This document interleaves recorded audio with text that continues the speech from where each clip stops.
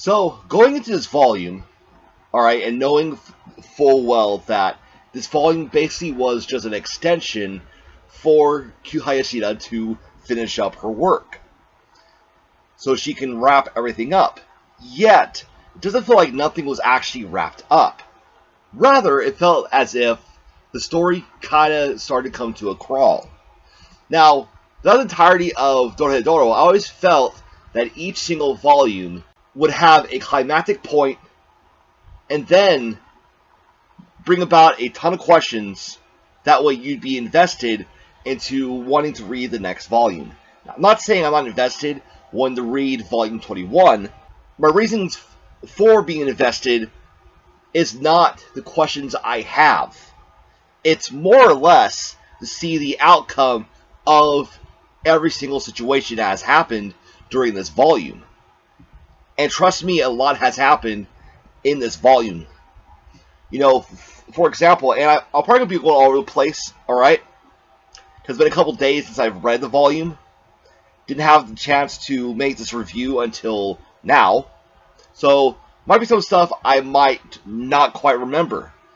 Okay, so first and foremost, the being that we saw that's kind of floating in the air with a devil tail that's not even with Chidaruma and all the other devils is a being called Whole. That's what it's calling itself, and essentially, it's Kaiman, essentially. But, it seems that a part of Whole kind of like went away, became Kaiman, and then that thing became Aikawa, but then it got possessed by the ghost of Aikoman, so now it's possessed by the ghost of Aikoman, who is going to tell Kasukabe and basically us, the readers, what happened when he went into like a refuge. Now, speaking of like a refuge, okay, I believe it was mentioned in passing in the first couple volumes how that lake got started, and also in conjuncture why the Night of the Living Dead started as well. But now we know full well by Chidaruma and his notes that he put in the pamphlet for all the devils to read, which is funny as hell. Okay, that Chidaruma founded this land.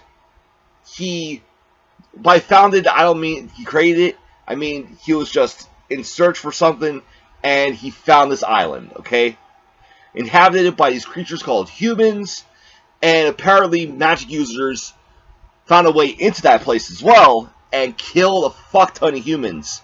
Their corpses piling up, creating like a mountain, and when their corpses dissolved, it created the Lake of Refuge. And the Lake of Refuge is basically just victims of magic users. So, it's a ton of just blood and guts. And it's quite fucking horrific, to be honest with you. Quite fucking horrific. And possibly, a few magic users died as well, giving the lake its semi-magical quantities. Which is also probably why the lake is just an embodiment of death. It's an embodiment of nothing's gonna fucking live, except for those stuck inside the shopping center. Because we do get a chapter where a couple of people that are outside of Hull try to go in. You got some divers come back up. The minute they come back up, they are dead. Dead on arrival, just expired. Here are some events that happen inside the mall, okay? First and foremost, Nikkaido tries to face off against Hull himself and loses. She loses her box that gives her the ability to time travel, gets taken away from her, as well as the sword knife also gets taken away from her as well. But the sword knife ends up in the hands of Aikawa. Oh, Aikawa and Curse form a team because Curse is actually the reason why they have the sword knife back. Because basically any kind of damage headed towards Curse gets reversed and sent back to the person who tried to do the damage in the first fucking place. And that's why Curse got the sword knife away from Hull. this is the first time in many years that Risu and Aikawa have been together. That they're acting as a team once again. And of course they got Kasakabe with them just for the ride. Now, another thing we learn as well is that everything inside of the store is actually part of the mind and body of this demon, of Hole. That's why it looks like Hole. That's why this whole area looks exactly like it, and no longer like the central department store, which is what it was, but now it's not. And throughout their journey, okay, by their journey I'm talking about Risu, Aikawa, and Kasakabe, they're seeing, well, Kasakabe is noticing these weird, like, glimpses of Kaiman and of people and shadows and such. And basically Aikawa is, telling him, also Risu notices as well, basically telling both of them that these are just part of memories. That these are phantoms, hallucinations. They're not there. And just the makeup and structure of this place makes no fucking sense, because they'll enter into a building, but then right away they're back in another alley. And some places are reversed, some areas are upside down, and it's just like a crazy ass funhouse. That's what it is. And at one point in time, I was saying earlier, Kaiman decides, okay, I'm going to tell y'all about what happened in the Lake of Refuge. And we never get told this yet. That is probably the one thing I could see where people were like, ooh, she has to make a Volume 21 now. Because we have to know what happened. Because all we do know is that, like, he got pulled out of Lake of Refuge, and then he died. It was found headless. That's all we do fucking know. But if something actually happened while down there, while inside of that lake, holy shit, that's going to be amazing. Probably the funniest thing is the complete disrespect to Sho. Because even N, who looks at his face, alright, and actually you get to see what Sho looks like without the bandages, N looks at him, and he's just like, yeah,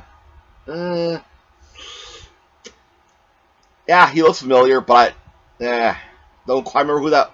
Maybe I'm just remembering somebody else entirely, or maybe I'm just thinking I remember him. But yeah, N disregards him. Fucking Aikawa thinks it's a ball, takes the tape right off the fucking ball, right off of Sho's face, okay, and uses that as a way to grip the sword knife better. And it's just fucking funny to me. There's a lot of humor within Dorohedoro. Alright, but a lot of it is very dark. Yeah, very dark humor. Like, for example, the fact that Kawajiri, aka Asu, was still up there being choked by those tendrils, okay? Those Matrix-ass tendrils still being choked, and hearing voices below, because directly below Asu are all the heads, and those heads being Turkey, Chota, Fujita, and Tetsuzo, and Ichio and all of them decide to work together to take out the, To take out the hammer that was embedded into Noi's skull. Oh, it turns out, the minute that the hammer came out, yeah, Noi actually was dead, okay? But the minute the hammer came out, one of those, like, dragon things broke and revived the devil tumor that got killed inside of her skull. Or inside of her brain, I mean. And because of that, she came back to life, and in return, she brought all of them back to life. Also, it looks like, I guess when Turkey's magic is used up, the ingredients show themselves. And En figures out that the ingredients used for the fake Ibisu was all the body parts of his comrades. And then he realizes that, okay, I've been gone for a while. Y'all have gone through some real tough fucking shit, and I need to step up as a leader of the En family. And I gotta say, En is a fucking badass. Okay, even after Dokuga gets his memories back, yeah, Dokuga has his memories back. He tries fighting En, and at one point, En strategically has to wear like a bunch of spores are on Dokuga's body. I think it's because of the fact that he turned Ibisu's head into a mushroom, kind of. Pretty fucking funny, ask me. And with that, basically just destroys Dokuga. Also, Kikurage got captured by Hole. Got captured by Hole and got brought to another location entirely. What En's gonna do, but the thing is though, that as long as a mushroom is on Kikurage, which it is actually, that mushroom being this like mushroom armor, which has both defensive and offensive capabilities apparently. As long as the mushroom is created by En can actually sense where that mushroom is, and we know this now because of the fact that En tries to go back to the magic world, and seeing as how the magic world is being just drenched with rain, thanks to Chidaruma, because Chidaruma is now like, yeah, I'm fucking done with that area. No, don't need it anymore. Straight up done. I'm now focusing on a refuge in Hole. That's what Chidaruma's doing. And the thing is that En needs a couple of things from, what used to be his mansion, which is now overrun by the Cross Eyes. And the reaction on En's face, seeing all the shit destroyed, was kind of funny, honestly. Ibisu points out that there is one person that could go back and, grab some shit that they all need. Hell, probably even clothes, because now the fact that, Chota, Turkey, Fujita, and Tetsujo are all going to be revived. They're all going to be fucking butt-ass naked, so they're all going to need some fucking clothes. The only person that can go there, back to the magic world, will be someone who is a half magic user, half human, that being Shin. And thus we learned that, yes, but maybe we didn't learn this, I think this was already apparent before, but I just don't quite remember it. Actually, no, yeah, it was apparent before. That En can reverse his mushrooms. He could turn somebody into a mushroom, and he could turn those mushrooms back into their original state. Which Shin gets turned back into his original state. And Shin is now back to normal. Of course. Because technically, he, quote-unquote, died by the hands of En. But then again, the Shin that died was being controlled by Hole. And was basically just going on a rampage, killing anybody that he could get his hands on. Just slicing them, chopping them up, all that shit. Probably the only person he actually did kill was Noi. Which is quite strange, you think about it. Everybody else, he kind of just uses magic and cut them to fucking pieces, which they'll still be alive anyways. But with Noi, he literally fucking killed her. Which made me wonder that maybe that was actually Shin that did that. And not possessed Shin, but the actual Shin, because possibly he knew what he was doing. Possibly. Or that just be huge speculation on my end, But anyways, Ibisu goes and collects all the mushrooms of En of Shin that En created when En turned him into a fuck ton of mushrooms. And En basically makes a mention that as long as it's his mushrooms, he can sense them. And Ibisu's like, wait, you're telling me that you could sense this entire time and I've been looking for these mushrooms? He's like, yeah, you got a problem? She's like, no. Yeah, I thought so. That was fucking funny. Because, anybody else, it wasn't En, Ibisu would be like, you son of a bitch. You had this ability, Could have made shit easier, yet you didn't fucking use it. You asshole. Oh god, I fucking love that part. So everything is coming into full force. You can feel that this series is ending. Oh yeah, I forgot. Speaking of Asu, okay, I started talking about him, and I just totally just went off the rails, didn't I? Wow. Asu got saved. Yeah. He got saved. His eyesight's back. His fingers are back. He's back to his old self. And it's all because Chidaruma wants fucking gyozas. That's the only reason why. Because Chidaruma realizes that, you know, all these devils have their own signature dishes, okay? And he's like, we're missing something. Gyozas! But who the hell made gyozas for us? And one of them points out, they're like, well, Asu did. And Chidaruma's like, ah, shit. I should have never took away his devil abilities. Like, fuck. That was my bad. But at the same time, I think it's like somebody noticed that Asu was just hanging by a thread of his life. Asu gets grabbed, brought into the Black House, and is revived. It was funny, the minute he's revived, he's like, wait, devils don't do this kind of stuff. There's an ulterior motive to this. She was like, yeah, make gyozas. That cracked me the fuck up too. So there's a lot of funny ass shit that happened in this volume. Oh yeah, that's right. Ibisu is also taken away by a hole as well.